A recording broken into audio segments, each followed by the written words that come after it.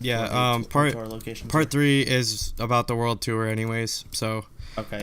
Going into that, they had all those locations, and they just listed, which was Chicago, Houston, Los Angeles, Vancouver, Toronto, Mexico. and City. then they did Mexico City, and then they went to, sorry if I butcher these names, Brazilians, Fortaleza, Recife, Salvador, Rio de Janeiro, and Sao Paulo. 5 locations, all in Brazil. I don't know. They're all in Brazil.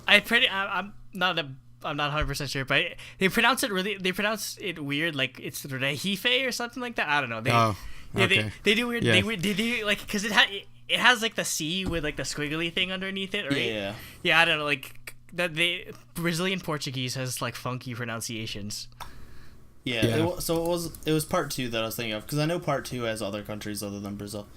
Yeah. And then they're doing Europe. They actually KARD, like DSP is one of the rare few entertainment companies in Korea that actually knows in the West. That actually knows that Europe is an actual continent. Like it's a place, yeah.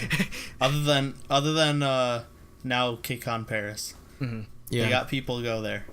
Well, it's weird too, because they talk about it all the time on like variety shows, how K-pop's big in Europe, but they never have go tours there. there. Like Twice goes to. I feel like Switzerland. The Middle East has more K-pop concerts than Europe does. Yeah, no concerts. 100% sure. Like I see. Because Dubai is filthy stinking rich. So I see like mid-tier K-pop groups go there all the time. I know Bestie's done stuff in the Middle East. I know Tahiti's done stuff in the Middle East. KCON. Like.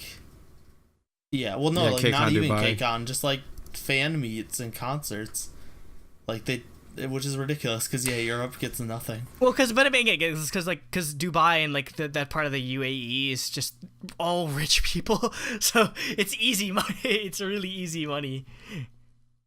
And then there's that dude who thought he was gonna, or who said he was gonna marry Mina from. Oh my god, that's so freaking creepy, Iranian dude. actor. Or whatever. Oh god. So. I have another thing to add for part 2. I have the locations pulled up. They're going to go to Minneapolis, Washington, D.C., New York, Miami, San Francisco. So not L.A., but San Francisco.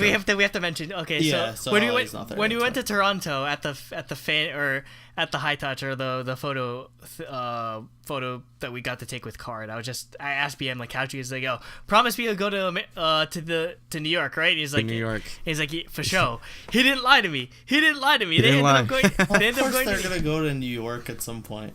Like they were gonna go to New York the next time they toured. That's not.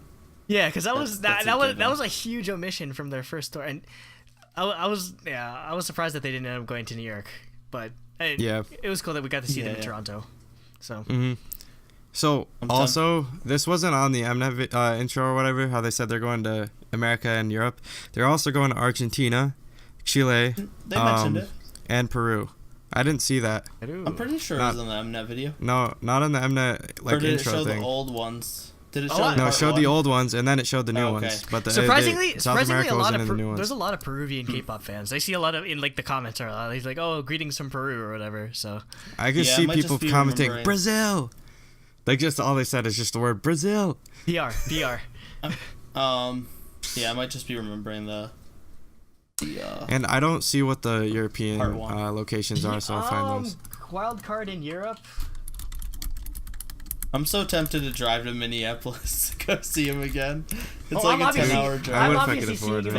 I'm obviously seeing them in New York. It's like a 10-hour drive, but I'm really tempted to go. They are going to London, Lisbon, Portugal, Madrid, Spain, Milan, and Rotterdam. Rotterdam, Netherlands is probably like the most. I'm surprised. I'm surprised not in France, actually. Yeah, no France. Well, knock on wood, France is a nightmare of security, but anyway. Yeah, because of all that stuff. That's probably why they didn't actually. Because of its current state. I'm surprised they go to Portugal and Spain. Usually they just, in the Iberian Peninsula, they just cover one. Yeah, because most people can just drive there anyways, because it's all EU, so. Yeah. Mm-hmm. Wow, I'm surprised. Yeah, I don't think I've ever heard of a Portuguese or a Portugal K-pop concert before. That's pretty rare. I wonder if they've had one there before. But there's a lot of Portuguese K-pop fans. A lot. Well, I'm sure some of the bigger groups have gone down there when they've gone to Brazil. Anyway, what do we call it? With Minneapolis is the randomest. I think of the U.S. City, yeah, isn't that in Minnesota? Yeah. And they're going. I mean, it's probably, if you wanted another big like Midwest place, it's either Minneapolis, Indianapolis, or like Columbus, Ohio, something. Yeah. Yeah, and I don't know. So or Cleveland. Or Cleveland, yeah. Which I would have preferred any of those other ones because they're like 3-hour drives instead of 10-hour drives. How is Minnesota a 10-hour drive? That's insane. You have to go around a fucking huge lake. That's probably just go through the lake, goddammit. If it was a straight drive, it would probably be about 6 hours. But having to go around that lake adds a good. They're not going back to Plus Canada Chicago this traffic. time. They're not going back to Canada this time, are they? No, that was the other thing. There's not a ton of big cities in Canada, though. Yeah, Wait, it's like you- Ottawa or Quebec or Montreal. Well, not Ottawa. Ottawa's just like Washington, D.C. Or not Ottawa. Yeah, No, they're going to Washington, D.C., though, so. Yeah. Yeah, outside of Toronto and Vancouver, there's just like Montreal is probably the only. I'm surprised Montreal. Washington, Dude, DC. if they went to Montreal, I would literally buy a ticket and go. Because it's like. Because I'd be in college then, and it's only an hour away from my school. I'm not allowed. I was say It's like 2 hours away from my school. Yeah. Montreal's closer than Minneapolis, probably, to me. That's it. It's not I'm not much. allowed. Yeah, I'm not allowed in that city. They 8.5 Boston hours. fans. So, but I mean, I did make those friends from Quebec at KCON. So maybe I'll be allowed. I don't. There are not too many. Just in general, there aren't too many K-pop dates or K-pop concerts in Montreal. Like the only one I could think of was Hyuna, and that's probably it. Most everything is in Toronto. Like, so, anyways, about this tour, this marks the year, like, that K-pop conquered America. Because all these tours are coming here this year. We have KARD, all these different locations. They had a huge tour here. There's G-Dragon, Monsta X, Taeyang, BTS was here not too long ago, like last year. I have a list. I have an entire list of all these. Like Yeah. Just go through all of them. There's so many. Okay. It's because just this year again. We're just talking about this year. Just this year alone, I have seen. I've seen Hyuna. I've seen. I saw the King of Masked Singer. I saw Jessie. I saw Hyorin. I saw EXO. We saw KARD at Toronto K-Pop Con. We went to KCON. I saw Monsta X. Next week is G-Dragon. Eric Nam 17. Oh, BTS. Obviously, BTS had 2 concert dates at Newark. Taeyang, then KARD, then Antenna's having a concert. Oh, did we lose Jacob? Oh no, did we? Yeah, it looks like we did. Oh no. Hopefully his computer didn't crash. Or he's just having a Hopefully he has really. his audio. Or he just has a really. Oh, you're back. Back? Okay, we're good. Okay. Oh my god. All right, sorry about that, listeners. My internet was like, Andrew was going E when he was saying scene for like a minute straight, and I was like, oh no. Yeah, you just froze. Did you just smack the computer and then it just started working? yeah, and I was like, Anyway. But yeah, it's pretty crazy. I can't remember a K-pop group having a world tour before having a Korean tour. Like, can you think of one? No, that never happens. world tour, and they go to Japan and China. That's and Bangkok. Or like a but world tour where they just go to Asia, which is stupid. Yeah. Well, that was one thing I was gonna say when we were talking about, like, you were talking about at the end of topic 1, the like, this is a case study, is like, that's the other thing, is like all the big 3, they only focus on Asia. Like even when they say they're focusing worldwide, like NCT, like, this is gonna be the worldwide thing, but they've only talked about like NCT Japan, NCT Indonesia, Southeast or like Asia. Philippines, like all Southeast Asia places. Like, why aren't you mentioning NCT like America or Europe or like? It makes no sense. I think the they reason just they're doing ignore that is because in the past, USA has been a failed market for SM and JYP both. Yep. Yeah, Because but remember, that's because they're trying to just take K-pop and put it into America. Like, you can't. Well, because again, remember, I think you K-pop, gotta be more planning. the K-pop sound back in 2011, 2012 was still in that sort of. It was still before that It's transitional still point. closer to J-pop. Yeah, it was still way Yeah, it closer was to very J-pop. K-pop. Like, yeah. Like it did. Whereas now it just didn't everything fit sounds here. like American music. So. Yeah.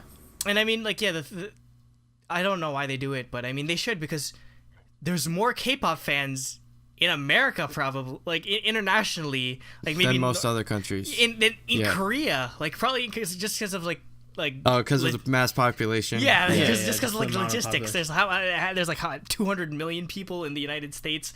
300 million. 300 million. Yeah, 300 million in the United States. Like a couple other million in Canada. A lot in Mexico. A lot in like South America. Like it's a no-brainer. Like that's why I think this should be a case study for like. If you build an international fan base, sooner or later, like, I guess this is the originator of this quote-unquote case study is BTS, where BTS, like, literally nobody knew, like, nobody gave a crap about BTS in Korea. Nobody, like, Boy in Love, nobody really like, gave a crap because nobody knows who Big Hit was. Like, it was really... Yeah, it's because of the company, right? Yeah, same sort of, like, at least Glam failed. At least DSP had sort of more of a name associated with it, but yeah, like, it's... If you build that international fan base, like, sooner or later, hopefully Korea starts taking notice. Because, I mean, they're just be like, what the heck are all these, like, international fans looking at or listening to so much? Yeah. I showed, like, in Korean club, during when school was still going on, I was showing the KARD videos when they came out at the club, and the Korean students there, like, who are these people? I've never even heard of them yet.